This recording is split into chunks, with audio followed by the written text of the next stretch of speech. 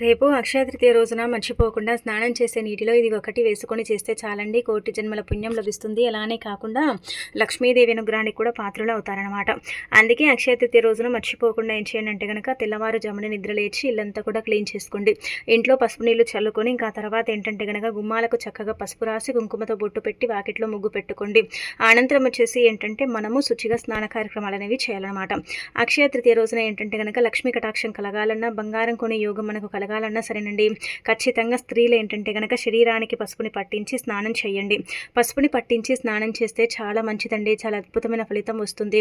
అలానే కాకుండా మీరు శరీరానికి పట్టించే వీలు లేకపోతే కనీసం ఏంటంటే మీ యొక్క ఫేస్ అంటే మొహానికైనా సరే తప్పనిసరిగా పసుపుని చక్కగా పట్టించండి.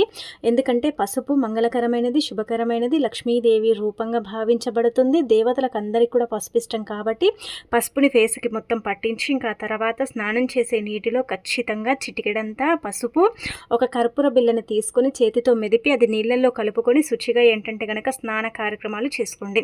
కుదిరితే 2 పూటలు చేయండి, లేదంటే ఒక్క పూట స్నానం చేయండి. ఇంకా ఆ తర్వాత ఏంటంటే కనుక ఇంట్లో లక్ష్మీదేవి చిత్రపటాన్ని క్లీన్ చేసుకొని చక్కగా దీపారాధన చేసుకోండి. అయితే ఈరోజు కుబేరుడు లక్ష్మీదేవిని పూజించి ఇంకా ఏంటంటే కనుక కుబేరులాగా మారాడని మనకు పురాణాలలో చెప్పబడుతుంది. కాబట్టి ఈ రోజున లక్ష్మీదేవిని ఎవరైతే పూజిస్తారో అలాంటి వాళ్ళ ఇంట్లో లక్ష్మీదేవి తిష్ట వేసుకుని కూర్చుంటుందని చెప్పొచ్చు. కాబట్టి ఖచ్చితంగా పూజించండి.